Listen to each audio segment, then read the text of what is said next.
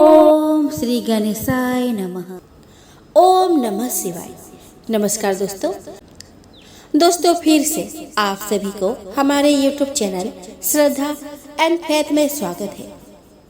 दोस्तों आज के वीडियो में हम श्रवण करेंगे महाशिव पुराण के 7वें दिन की कथा, जिसमें आप भस्म, रुद्राक्ष और शिव नाम के महात्म्य को सुनेंगे। ऋषिगण बोले कि हे महाभाग व्यास शिष्य सूत जी, आपको नमस्कार है। अब आप परम उत्तम भस्म महात्म्य का विस्तार पूर्वक वर्णन कीजिए। भस्म महात्म्य, रुद्राक्ष महात्म्य तथा उत्तम नाम महात्म्य, इन तीनों का परम प्रसन्नता पूर्वक प्रतिपादन कीजिए और हमारे हृदय को आनंदित कीजिए। सूत जी बोले कि हे महर्षियों, आप लोगों ने बहुत उत्तम बात पूछी है। यह समस्त लोगों के लिए हितकारक विषय है। आप लोग महाधन्य, पवित्र तथा अपने कुल के भूषण स्वरूप है। इस संसार में कल्याणकारी परम देव स्वरूप भगवान शिव जिनके देवता है, ऐसे आप सबके लिए यह शिव की कथा अत्यंत प्रिय है। वे ही धन्य और कृतार्थ है। उन्हीं का शरीर धारण करना भी सफल है और उन्होंने ही अपने कुल का उद्धार कर लिया है। जो शिव की उपासना करते हैं, जिनके मुख में भगवान शिव का नाम है, जो अपने मुख से सदा शिव शिव इस नाम का उच्चारण करते रहते हैं, पाप उनका उसी तरह स्पर्श नहीं करते जैसे खदीर वृक्ष के अंगार को छूने का साहस कोई भी प्राणी नहीं कर सकता। हे शिव, आपको नमस्कार है। श्री शिवाय नमस्तुभ्यम। जिस मुख से ऐसा उच्चारण होता है, वह मुख समस्त पापों का विनाश करने वाला पावन तीर्थ बन जाता है। जो मनुष्य प्रसन्नता पूर्वक इस मुख का दर्शन करता है, उसे निश्चय ही तीर्थ सेवन जनित फल प्राप्त होता है। हे ब्राह्मणों, शिव का नाम विभूति, भस्म तथा रुद्राक्ष, ये तीनों त्रिवेणी के समान परम पुण्य वाले माने गए हैं। जहाँ ये तीनों शुभतर वस्तुएं सर्वदा रहती है, उसके दर्शन मात्र से मनुष्य त्रिवेणी स्नान का फल पा लेता है। जिसके शरीर पर भस्म, रुद्राक्ष और मुख में शिव नाम, ये तीनों नित्य विद्यमान रहते हैं, उसका पाप विनाशक दर्शन संसार में दुर्लभ है। उस पुण्य आत्मा का दर्शन त्रिवेणी के समान ही है। भस्म, रुद्राक्ष और शिव नाम का जप करने वाले और त्रिवेणी, इन दोनों में रंच मात्र भी अंतर नहीं है। ऐसा जो नहीं जानता वह निश्चित ही पापी है, इसमें संदेह नहीं है। जिसके मस्तक पर विभूति नहीं है, अंग में रुद्राक्ष नहीं है और मुख में शिवमय वाणी नहीं है, उसे अधम व्यक्ति के समान त्याग देना चाहिए। भगवान शिव का नाम गंगा है, विभूति जमुना मानी गई है और रुद्राक्ष को सरस्वती कहा गया है। इन तीनों की संयुक्त त्रिवेणी समस्त पापों का नाश करने वाली है।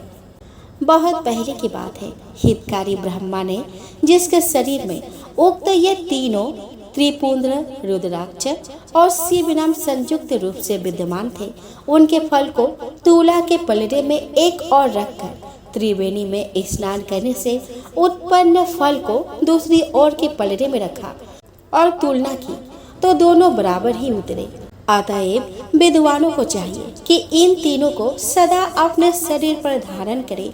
उसी दिन से ब्रह्मा, विष्णु आदि देव भी दर्शन मात्र से पापों को नष्ट कर देने वाले इन तीनों को धारण करने लगे। ऋषिगण बोले कि हे सुब्रत, भस्म, रुद्राक्ष और शिव नाम, इन तीनों को धारण करने से इस प्रकार उत्पन्न होने वाले फल का वर्णन तो आपने कह दिया है, किंतु अब आप विशेष रूप से उनके महात्म्य का वर्णन करें। सूत जी बोले कि ज्ञानियों में श्रेष्ठ हे महाप्राज्ञ, हे शिव भक्त ऋषियों और विप्रो, आप सब सद्भक्ति तथा आदर पूर्वक उक्त भस्म, रुद्राक्ष और शिव नाम, इन तीनों का महात्म्य सुने। शास्त्रों, पुराणों और श्रुतियों में इनका महात्म्य अत्यंत गूढ़ कहा गया है। हे विप्रो, आप सबके स्नेहवश इस समय मैं उस रहस्य को खोलकर प्रकाशित करने जा रहा हूँ। हे श्रेष्ठ ब्राह्मणों, इन तीनों की महिमा को सद्विलक्षण भगवान महेश के बिना दूसरा कौन भली भांति जान सकता है। इस ब्रह्मांड में जो कुछ है वह सब तो केवल महेश्वर ही जानते हैं। हे विप्रगण, मैं अपनी श्रद्धा भक्ति के अनुसार संक्षेप से भवन्य नाम की महिमा का कुछ वर्णन करता हूँ। आप सब लोग प्रेम पूर्वक उसे सुने। यह नाम महात्म्य समस्त पापों को हर लेने वाला सर्वोत्तम साधन है। शिव इस नाम रूपी दबनल से महान पातक रूपी पर्वत अनायास ही भस्म हो जाता है। यह सत्य है, सत्य है, इसमें कोई संशय नहीं है। हे सौनक, पाप मूलक जो नाना प्रकार के दुख है वे एकमात्र शिव नाम से ही नष्ट होने वाले हैं। दूसरे साधनों से संपूर्ण यत्न करने पर भी पूर्णतया नष्ट नहीं होते। जो मनुष्य इस भूतल पर सदा भगवान शिव के नामों के जप में लगा हुआ है वह वेदों का ज्ञाता है, वह पुण्यात्मा है, वह धन्यवादक पात्र है तथा वह विद्वान माना गया है। हे मुने, जिनका शिव नाम जप में विश्वास है उनके द्वारा आचरित नाना प्रकार के धर्म तत्काल फल देने के लिए उत्सुक हो जाते हैं। हे महर्षि, भगवान शिव के नाम से जितने पाप नष्ट होते हैं उतने पाप मनुष्य इस भूतल पर कर ही नहीं सकता। हे मुनि, ब्रह्म हत्या जैसे पापों की समस्त अपरिमित राशियां शिव नाम लेने से शीघ्र ही नष्ट हो जाती है। जो शिव नाम रूपी नौका पर आरूढ़ होकर संसार समुद्र को पार करते हैं उनके जन्म मरण रूप संसार के मूलभूत वे सारे पाप निश्चय ही नष्ट हो जाते हैं। हे महामुने, संसार के मूलभूत पातक रूपी वृक्ष का शिव नाम रूपी कुठार से निश्चय ही नाश हो जाता है। जो पाप रूपी दवानल से पीड़ित है उन्हें शिव नाम रूपी अमृत का पान करना चाहिए। पापों के दवानल से दग्ध होने वाला लोगों को उस शिव नाम अमृत के बिना शांति नहीं मिल सकती। जो शिव नाम रूपी सुधा की वृष्टि जनित धारा में गोते लगा रहे हैं वे संसार रूपी दावानल के बीच में खड़े होकर भी कदापि शोक के भागी नहीं होते। जिन महात्माओं के मन में शिव नाम के प्रति बड़ी भारी भक्ति है ऐसे लोगों की सहसा और सर्वथा मुक्ति होती है। हे मुनीश्वर, जिसने अनेक जन्मों तक तपस्या की है उसी के शिव नाम के प्रति भक्ति होती है जो समस्त पापों का नाश करने वाली है। जिसके मन में भगवान शिव के नाम के प्रति कभी खंडित ना होने वाली और साधारण भक्ति प्रकट हुई है उसी के लिए मोक्ष सुलभ है। यह मेरा मत है। जो अनेक पाप करके भी भगवान शिव के नाम जप से आदर पूर्वक लग गया है वह समस्त पापों से मुक्त हो जाता है, इसमें संशय नहीं है। जैसे वन में दवानल से दग्ध हुए वृक्ष भस्म हो जाते हैं उसी प्रकार शिव नाम रूपी दवानल से दग्ध होकर उस समय तक के सारे पाप भस्म हो जाते हैं। हे सौनक, जिनके अंग नित्य भस्म लगाने से पवित्र हो गए हैं तथा जो शिव नाम जप का आदर करने लगा है वह घोर संसार सागर को भी पार कर ही लेते हैं। ब्राह्मणों का धन हरण और अनेक ब्राह्मणों की हत्या करके भी जो आदर पूर्वक शिव के नाम का जप करता है वह पापों से लिप्त नहीं होता, अर्थात उसे किसी भी प्रकार का पाप नहीं लगता है। संपूर्ण वेदों का अवलोकन करके पूर्ववर्ती महर्षियों ने यही निश्चित किया है कि भगवान शिव के नाम का जप संसार सागर को पार करने के लिए सर्वोत्तम उपाय है। हे मुनिवरों, अधिक कहने से क्या लाभ। मैं शिव नाम के सर्व पाप हरि महात्म्य का वर्णन एक ही श्लोक में करता हूँ। भगवान शंकर के एक नाम में भी पाप हरने की जितनी शक्ति है उतना पातक मनुष्य कभी कर ही नहीं सकता। हे मुने, पूर्व काल में महापापी राजा इंद्रधूम्न ने शिव नाम के प्रभाव से ही उत्तम सद्गति प्राप्त की थी। इसी तरह कोई ब्राह्मणी युवती भी जो बहुत पाप कर चुकी है शिव नाम के प्रभाव से ही उत्तम गति को प्राप्त हुई। हे द्विजवरों, इस प्रकार मैंने आप लोगों से भवन नाम के उत्तम महात्म्य का वर्णन किया है। अब आप लोग भस्म का महात्म्य सुने जो समस्त पावन वस्तुओं को भी पवित्र करने वाला है। सूत जी बोले कि हे महर्षियों, भस्म संपूर्ण मंगलों को देने वाला तथा उत्तम है। इसके दो भेद बताए गए हैं। मैं उन भेदों का वर्णन करता हूँ, आप लोग सावधान होकर सुनिए। एक को महाभस्म जानना चाहिए और दूसरों को स्वल्प भस्म। महाभस्म के भी अनेक भेद है। वो 3 प्रकार का कहा गया है, श्रोत, स्मारत और लौकिक। स्वल्प भस्म के भी बहुत से भेदों का वर्णन किया गया है। स्रोत और स्मारक भस्म को केवल द्विजों के ही उपयोग में आने योग्य कहा गया है। तीसरा जो लौकिक भस्म है वो अन्य लोगों के भी उपयोग में आ सकता है। श्रेष्ठ महर्षियों ने यह बताया है कि द्विजों को वैदिक मंत्र के उच्चारण पूर्वक भस्म धारण करना चाहिए। दूसरे लोगों के लिए बिना मंत्र के ही केवल धारण करने का विधान है। जले हुए गोबर से उत्पन्न होने वाला भस्म आग्नेय कहलाता है। हे महामुने, वह भी त्रिपुंद्रक का द्रव्य है, ऐसा कहा गया है। अग्निहोत्र से उत्पन्न हुए भस्म का भी मनीषी पुरुषों को संग्रह करना चाहिए। अन्य यज्ञ से प्रकट हुआ भस्म भी त्रिपुंद्रक धारण के काम में आ सकता है। जाबालोपनिषद में आए हुए अग्नि इत्यादि 7 मंत्रों द्वारा जल मिश्रित भस्म से धूलन करना चाहिए। महर्षि जबाल ने सभी वर्णों और आश्रमों के लिए मंत्र से या बिना मंत्र के भी आदर पूर्वक भस्म से त्रिपुंद्र लगाने की आवश्यकता बताई है। समस्त अंगों में सजल भस्म को मलना अथवा विभिन्न अंगों में तिरछा त्रिपुंद्र लगाना, इन कार्यों को मोक्षार्थी पुरुष प्रमाद से भी न छोड़े, ऐसा श्रुति का आदेश है। भगवान शिव और विष्णु ने भी तिर्यक त्रिपुंड धारण किया है। अन्य देवियों सहित भगवती उमा और लक्ष्मी देवी ने भी वाणी द्वारा इसकी प्रशंसा की है। ब्राह्मणों, क्षत्रियों, वैश्य, शूद्रों, वर्ण संकरों तथा जाति भ्रष्ट पुरुषों ने भी उद्धोलन एवं त्रिपुंड के रूप में भस्म को धारण किया है। जो लोग श्रद्धा पूर्वक शरीर में भस्म का उद्धोलन या लेप तथा त्रिपुंड धारण करने का आचरण नहीं करते, उनमें वर्णाश्रम समन्वित सदाचार की कमी है। जिनके द्वारा श्रद्धा पूर्वक शरीर में भस्म लेप और त्रिपुंड धारण का आचरण नहीं किया जाता है, उनकी विनिर्मुक्ति करोड़ों जन्म में भी संसार से संभव नहीं है। जो श्रद्धा पूर्वक शरीर में भस्म लेप और त्रिपुंड धारण करने का आचरण पालन नहीं करते, उन्हें 100 करोड़ कल्पों में भी शिव का ज्ञान प्राप्त नहीं हो सकता। जो श्रद्धा पूर्वक भस्म लेप तथा त्रिपुंड धारण नहीं करते हैं, वे महापातकों से युक्त हो जाते हैं, ऐसा शास्त्रों का निर्णय है। जो श्रद्धा पूर्वक भस्म उद्धोलन और त्रिपुंड धारण नहीं करते हैं, उन लोगों का संपूर्ण आचरण विपरीत फल प्रदान करने वाला हो जाता है। हे मुनियों, जो महापातकों से युक्त और समस्त प्राणियों से द्वेष करने वाले हैं, वे ही त्रिपुंड धारण तथा भस्म उद्धोलन से अत्यधिक द्वेष करते हैं। जो आत्मज्ञानी मनुष्य शिवाग्नि यानी कि अग्निहोत्र का कार्य करके त्रायसुम जमदग्नि इस मंत्र से भस्म का मात्र स्पर्श कर लेता है, वह समस्त पापों से मुक्त हो जाता है।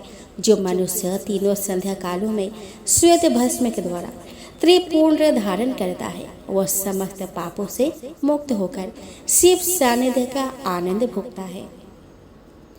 जो व्यक्ति श्वेत भस्म से अपने मस्तक पर त्रिपुंड धारण करता है, वह अनादिभूत लोकों को प्राप्त कर अमर हो जाता है। बिना भस्म स्नान किया सदक्षर ओम नमः शिवाय मंत्र का जाप नहीं करना चाहिए। विधि पूर्वक भस्म से त्रिपुंड धारण करके ही इसका जप करना चाहिए। दयाहीन, अधम, महापापियों से युक्त, उप पापों से युक्त, मूर्ख अथवा पतित व्यक्ति भी जिस देश में नित्य भस्म धारण करते रहते हैं, वह देश सदैव संपूर्ण तीर्थों और यज्ञों से परिपूर्ण ही रहता है। त्रिपुंड धारण करने वाला पापी जीव भी समस्त देवों और असुरों के द्वारा पूज्य है। यदि पुण्यात्मा त्रिपुंड से युक्त है तो उसके लिए कहना ही क्या। भस्म धारण करने वाला शिव ज्ञानी जिस देश में स्वेच्छाया चला जाता है, उस देश में समस्त तीर्थ आ जाते हैं। इस विषय में और अधिक क्या कहा जाए। विद्वानों को सदैव भस्म धारण करना चाहिए। एवं लिंगार्चन करके सदक्षर मंत्र का जप करना चाहिए। ब्रह्मा, विष्णु, रुद्र, मोरीगण और देवताओं के द्वारा भी भस्म धारण करने के महत्ता का वर्णन किया जाना संभव नहीं है। जिसने अपने वर्ण और आश्रम धर्म से संबंधित आचार और क्रियाएं लुप्त कर दी है, यदि वह भी त्रिपुंड्र धारण करता है तो समस्त पापों से मुक्त हो जाता है। जो भस्म धारण करने वालों को त्याग कर धार्मिक कृत्य करते हैं, उनको करोड़ों जन्म लेने पर भी संसार से मुक्ति प्राप्त नहीं हो पाती। जिस ब्राह्मण ने भस्म से अपने सिर पर त्रिपुंड्र धारण कर लिया है, उसने मानो गुरु से सब कुछ पढ़ लिया है और सभी धार्मिक अनुष्ठान कर लिया है। जो मनुष्य भस्म धारण करने वाले को देखकर उसे कष्ट देता है, वह निश्चित ही चंडाल से उत्पन्न हुए हैं, ऐसा विद्वानों को जानना चाहिए। भक्ति परायण ब्राह्मण और क्षत्रियों को मानस्तों के तनय इस मंत्र से अभिमंत्रित भस्म को शास्त्र सम्मत कहे गए अंगों पर धारण करना चाहिए। वैश्य त्र्यंबकम यजामहे इस मंत्र से और शूद्र शिवाय नमः इस पंचाक्षर मंत्र से भस्म को अभिमंत्रित कर धारण करें। विधवा स्त्रियों के लिए भस्म धारण की विधि शूद्रों के समान कही गई है। 5 ब्रह्मादि मंत्रों से अभिमंत्रित भस्म के द्वारा गृहस्थ त्रिपुंड्र धारण करे। ब्रह्मचारी त्र्यंबकम यजामहे इस मंत्र से भस्म को अभिमंत्रित करके और वानप्रस्थी अघोरीभ्यथ इस मंत्र से भस्म को अभिमंत्रित करके त्रिपुंड्र धारण करे। किंतु यति यानी सन्यासी प्रणव के मंत्र से भस्म को अभिमंत्रित करके त्रिपुंड्र धारण करे। जो वर्णाश्रम धर्म से परे है, वह शिवहम इस भावना से नित्य त्रिपुंड्र धारण करे। और जो शिव योगी है, वो ईशानः सर्व विद्यानाम इस भावना को करता हुआ त्रिपुंड्र धारण करे। सभी वर्णों द्वारा भस्म धारण करने के इस उत्तम कार्य को नहीं छोड़ना चाहिए। अन्य जीवों को भी सदा भस्म धारण करना चाहिए। ऐसा भगवान शिव का आदेश है। भस्म स्नान करने से जितने कण शरीर में प्रवेश करते हैं, उतने ही शिवलिंग को वह धारक अपने शरीर में धारण करता है। ब्राह्मण, क्षत्रिय, वैश्य, शूद्र, वर्ण संकर, स्त्री, विधवा, बालक, पाखंडी, ब्रह्मचारी, गृहस्थ, वानप्रस्थी, सन्यासी, व्रती और सन्यासिनी स्त्रियां, यह सभी भस्म के त्रिपुंड धारण के प्रभाव के द्वारा मुक्त हो जाते हैं। इसमें संशय नहीं है। जैसे ज्ञानवश या अज्ञानवश धारण की गई अग्नि सबको समान रूप से जलाती है, वैसे ही ज्ञान या अज्ञानवश धारण किया गया भस्म भी समान रूप से सभी मनुष्य को पवित्र करता है। भस्म तथा रुद्राक्ष धारण के बिना जल अथवा अन्य को अंश मात्र भी नहीं खाना चाहिए। गृहस्थ, वानप्रस्थ, सन्यासी और वर्ण संकर जाति का व्यक्ति यदि भस्म एवं रुद्राक्ष को धारण किए बिना भोजन करता है, तो वह मात्र पाप ही खाता है और नरक की ओर प्रस्थान करता है। ऐसे समय में उक्त वर्ण धर्मों का यह व्यक्ति गायत्री मंत्र के जप से तथा यति यानी कि सन्यासी मुख्य प्रणव मंत्र के जप से प्रायश्चित करके मुक्ति प्राप्त कर सकता है। जो त्रिपुंड्र की निंदा करते हैं, वे साक्षात शिव की ही निंदा करते हैं, और जो त्रिपुंड्र को धारण करते हैं, वे साक्षात उन्हीं शिव को ही धारण करते हैं। भस्म रहित भाल को धिक्कार है, शिवालय रहित ग्राम को धिक्कार है, शिवार्चना से रहित जन्म को धिक्कार है, और शिव ज्ञान रहित विद्या को धिक्कार है। जो लोग तीनों लोकों के आधार स्वरूप महेश्वर भगवान शिव की निंदा करते हैं और त्रिपुंड धारण करने वाले की निंदा करते हैं, उनको तो देखने से ही पाप लगता है। वे वर्ण संकर, सुअर, असुर, खर, स्वान, क्रोष्टु तथा कीड़े मकोड़े के समान ही उत्पन्न होते हैं और उन नरकगामी व्यक्तियों का जन्म मात्र पाप करने के लिए होता है। भगवान शिव की तथा त्रिपुंड धारण करने वाले उनके भक्तों की जो निंदा करते हैं, उन्हें रात में देखने पर चंद्रमा के दर्शन से और दिन में देखने पर सूर्य के दर्शन से शुद्धि प्राप्ति होती है। मात्र इतना ही नहीं, स्वप्न में भी उन्हें देखने से पाप लगता है अतः स्वप्न में जो उन्हें देखे उसको अपनी शुद्धि के लिए श्रुति में कहे गए रुद्र सूक्त का आदर पूर्वक पाठ करना चाहिए, तभी उससे छुटकारा मिल सकता है। उनसे बात करने से नरक होता है, उस नरक से मुक्ति प्राप्त करना असंभव है। जो भस्म त्रिपुंड्र आदि धारण करने वाले पुरुष की निंदा करते हैं वह निश्चित ही मूर्ख है। हे मुने, तांत्रिक ऊर्ध्व त्रिपुंड्र धारण करने वाले तथा तपाए हुए चक्र आदि चिन्हों को धारण करने वाले इस शिव यज्ञ के अधिकारी नहीं है, वे इस यज्ञ से बहिष्कृत है। बृहज्जा बालो उपनिषद में कहे गए वे लोग ही उस यज्ञ में अधिकारी है। प्रयत्न पूर्वक उन्हें शिव यज्ञ के कार्यों में सम्मिलित करना चाहिए, उन्हें भस्म लगाना चाहिए विभूति का चंदन से। यह चंदन में विभूति का मिश्रण कर बनाए गए मिश्रित भस्म से मस्तक पर त्रिपुंड्र धारण करना चाहिए। कुछ भी हो, मस्तक पर विभूति धारण करना आवश्यक है। यदि बुद्धि नहीं है तो भी वह करना सदा लोगों के लिए आवश्यक ही है। ब्रह्मचारिणी साधवा अथवा विधवा स्त्रियों और ब्रह्म आदि द्विजों को केश पर्यंत भस्म धारण करना चाहिए। इसी प्रकार ब्रह्मचर्य आदि आश्रम वालों को भी स्वच्छ विभूति धारण करना उचित है, क्योंकि विभूति मोक्ष देने वाली और समस्त पापों का नाश करने वाली है।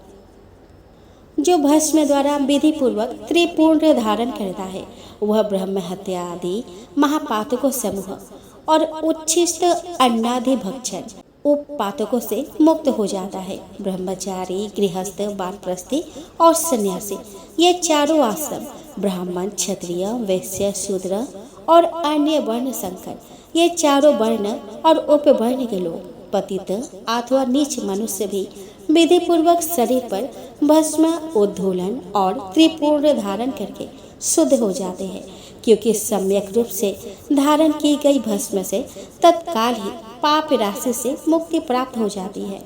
भस्म धारण करने वाला व्यक्ति विशेष रूप से स्त्री हत्या, गो हत्या, वीर हत्या और अश्व हत्या आदि पापों से मुक्त हो जाता है, इसमें संशय नहीं है।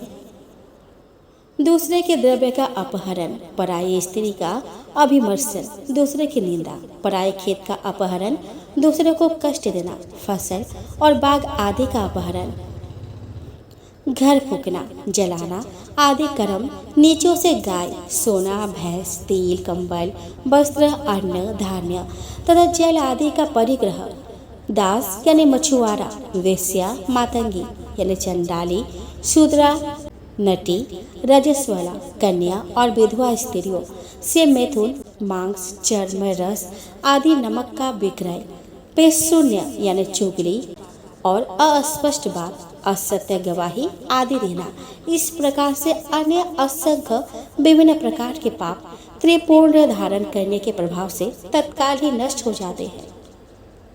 भगवान शिव के द्रव्य का अपहरण तथा जहाँ कहीं शिव की निंदा करने वाला तथा शिव के भक्तों की निंदा करने वाला व्यक्ति प्रायश्चित करने पर भी शुद्ध नहीं होता। जिसने शरीर पर रुद्राक्ष और मस्तक पर त्रिपुंड्र धारण किया है, ऐसा मनुष्य यदि चंडाल भी है तो भी वह सभी वर्णों में श्रेष्ठतम और समपूज्य है। जो मस्तक पर त्रिपुंड्र धारण करता है वह इस संसार में जितने भी तीर्थ है और गंगा आदि जितनी नदियां हैं उन सब में स्नान किए हुए के समान पुण्य फल प्राप्त करने वाला होता है। पंचाक्षर मंत्र से लेकर 7 करोड़ महामंत्र और अन्य करोड़ों मंत्र शिव कैवल्य को प्रदान करने वाला है। हे मुने, विष्णु आदि देवताओं के लिए प्रतिपादित अन्य जो मंत्र है वे सभी सुखों को देने वाला है। जो त्रिपुंड्र धारण करता है उसके बस में वे सब मंत्र स्वतः ही हो जाते हैं। त्रिपुंड्र धारण करने वाला मनुष्य अपने वंश और गोत्र में उत्पन्न हजारों पूर्वजों का और भविष्य में उत्पन्न होने वाली हजारों संतानों का उद्धार करता है। जो त्रिपुंड्र धारण करता है उसे इस लोक में रोग रहित दीर्घ आयु प्राप्त होती है और वह संपूर्ण भोगों का उपभोग करके जीवन के अंतिम समय में सुख पूर्वक ही मृत्यु को प्राप्त करता है। वह मृत्यु के पश्चात अरिमा, महिमा और 8 ऐश्वर्यों और सद्गुणों से युक्त दिव्य शरीर वाले शिव को प्राप्त करता है और दिव्य लोक के देवों से सेवित देवित विमान पर चढ़कर शिव लोक को जाता है। वहां पर वह सभी विद्याधरों और महापराक्रमी गंधर्व इंद्र आदि लोकपालों के लोकों में क्रमशः जाकर बहुत से भोगों का उपभोग करता है। प्रजापतियों के पदों तथा ब्रह्मा के पद पर आसीन होकर वह दिव्य लोक की सैकड़ों कन्याओं के साथ आनंदित होता है। वह उस लोक में ब्रह्मा की आयु के बराबर आयु को प्राप्त कर अन्य सुखों को भोग करके विष्णु लोक को जाता है और ब्रह्मा के 100 वर्षों तक सुखों का भोग प्राप्त करता है। तदंतर वह शिव लोक को जाकर इच्छा अनुकूल अक्षय कामनाओं को प्राप्त कर शिव का सानिध्य प्राप्त कर लेता है। इसमें संदेह नहीं है। सभी उपनिषदों के सार को बार बार सम्यक रूप से देखकर यह निर्णय लिया गया है कि त्रिपुंड धारण करना ही परम श्रेष्ठ है। सूत जी बोले कि हे महापराग, हे महामते, अब मैं संक्षेप में रुद्राक्ष का महात्म्य बता रहा हूँ। सुनिए। रुद्राक्ष शिव को बहुत ही प्रिय है। इसे परम पावन समझना चाहिए। रुद्राक्ष के दर्शन से, स्पर्श से तथा उस पर जप करने से वह समस्त पापों का अपहरण करने वाला माना गया है। हे मुने, पूर्व काल में परमात्मा शिव ने समस्त लोगों का उपकार करने के लिए देवी पार्वती के सामने रुद्राक्ष की महिमा का वर्णन किया था। शिव जी बोले कि हे महेश्वरी, हे शिवे, मैं आपके प्रेमवश भक्तों के हित की कामना से रुद्राक्ष की महिमा का वर्णन करता हूँ। आप सुनिए। हे महिषाणी, पूर्व काल की बात है। मैं मन को संयम में रखकर हजारों दिव्य वर्षों तक घोर तपस्या में लगा रहा। हे परमेश्वरी, मैं संपूर्ण लोकों का उपकार करने वाला स्वतंत्र परमेश्वर हूँ। एक दिन सहसा मेरा मन क्षुब्ध हो उठा, अतः उस समय मैंने लीलावशी अपने दोनों नेत्र खोले। नेत्र खोलते ही मेरे मनोहर नेत्रपुटों से कुछ जल की बूंदें गिरी। आंसू की उन बूंदों से वह रुद्राक्ष नामक वृक्ष पैदा हो गए। भक्तों पर अनुग्रह करने के लिए वे अश्रु बिंदु स्थावर भाव को प्राप्त हो गए। वे रुद्राक्ष मेरे विष्णु भक्तों को तथा चारों वर्णों के लोगों को बांट दिए। भूतल पर अपने प्रिय रुद्राक्षों को मैंने गौड़ देश में उत्पन्न किया। मथुरा, अयोध्या, लंका, मलायचल, सहगिरी, काशी एवं अन्य देशों में भी उनके अंकुर उगाए। वे उत्तम रुद्राक्ष असह्य पाप समूह का भेदन करने वाला तथा श्रुतियों के भी प्रेरक है। मेरे अज्ञान से वे रुद्राक्ष ब्राह्मण, क्षत्रिय, वैश्य और शूद्र जाति के भेद से इस भूतल पर प्रकट हुए। रुद्राक्षों की ही जाति के शुभाक्ष भी है। उन ब्रह्म आदि जाति वाले रुद्राक्षों के वर्ण श्वेत, रक्त, पीत और कृष्ण जानने चाहिए। मनुष्य को चाहिए कि वे अपने वर्ण के अनुसार अपने जाति का ही रुद्राक्ष धारण करें। भोग और मोक्ष की इच्छा रखने वाले चारों वर्णों के लोगों और विशेषतः शिव भक्तों को शिव पार्वती की प्रसन्नता के लिए रुद्राक्ष के फलों को अवश्य धारण करना चाहिए। आंवले के फल के बराबर जो रुद्राक्ष हो वह श्रेष्ठ बताया गया है। जो बेर के फल के बराबर हो उसे मध्यम श्रेणी का कहा गया है। जो चने के बराबर हो उसकी गणना निम्न कोटि में की गई है। हे पार्वती, अब इसके उत्तमा को परखने की यह दूसरी प्रक्रिया भक्तों की हित कामना से बताई जाती है। अतः आप भली भांति प्रेम पूर्वक इस विषय को सुनिए। हे महेश्वरी, जो रुद्राक्ष बेर के फल के बराबर होता है वह अत्यंत छोटा होने पर भी लोक में उत्तम फल देने वाला और सुख सौभाग्य की वृद्धि करने वाला होता है। जो रुद्राक्ष आंवले के फल के बराबर होता है वह समस्त अरिष्टों का विनाश करने वाला होता है तथा जो गुंजा फल के समान बहुत छोटा होता है वह संपूर्ण मनोरथ और फलों की सिद्धि करने वाला होता है। रुद्राक्ष जैसे जैसे छोटा होता है वैसे वैसे अधिक फल देने वाला होता है। एक छोटे रुद्राक्ष को विद्वानों ने एक बड़े रुद्राक्ष से 10 गुना अधिक फल देने वाला बताया है। पापों का नाश करने के लिए रुद्राक्ष धारण करना आवश्यक बताया गया है। वह निश्चय ही संपूर्ण अभीष्ट मनोरथ का साधक है, अतः उसे अवश्य ही धारण करना चाहिए। हे परमेश्वरी, लोक में मंगलमय रुद्राक्ष जैसा फल देने वाला देखा जाता है, वैसी फलदायिनी दूसरी कोई माला नहीं दिखाई देती। हे देवी, समान आकार प्रकार वाले चिकने सुदृढ़ स्थूल कंटक युक्त उभरे हुए छोटे छोटे दानों वाले और सुंदर रुद्राक्ष अभिलषित पदार्थ के दाता और सदैव भोग और मोक्ष देने वाले हैं, जिसे कीड़ों ने दूषित कर दिया हो, जो खंडित हो, फूटा हो, जिसमें उभरे हुए दाने ना हो, जो व्रण युक्त हो तथा जो पूरा पूरा गोल ना हो। इन 6 प्रकार के रुद्राक्षों को त्याग देना चाहिए। जिस रुद्राक्ष में अपने आप ही डोरा पिरोने के योग्य छिद्र हो गया हो, वही वह उत्तम माना गया है। जिसमें मनुष्य के प्रयत्न से छेद किया गया हो, वह मध्यम श्रेणी का होता है। रुद्राक्ष धारण बड़े बड़े पातकों का नाश करने वाला बताया गया है। 1100 रुद्राक्ष को धारण करने वाला मनुष्य रुद्र स्वरूप ही हो जाता है। इस जगत में 1100 रुद्राक्ष धारण करके मनुष्य जिस फल को पाता है, उसका वर्णन सैकड़ों वर्षों में भी नहीं किया जा सकता। भक्तिमान पुरुष भली भांति 550 रुद्राक्ष के दानों का सुंदर मुकुट बनाए 360 दानों को लंबे सूत्र में पिरोकर एक हार बना ले।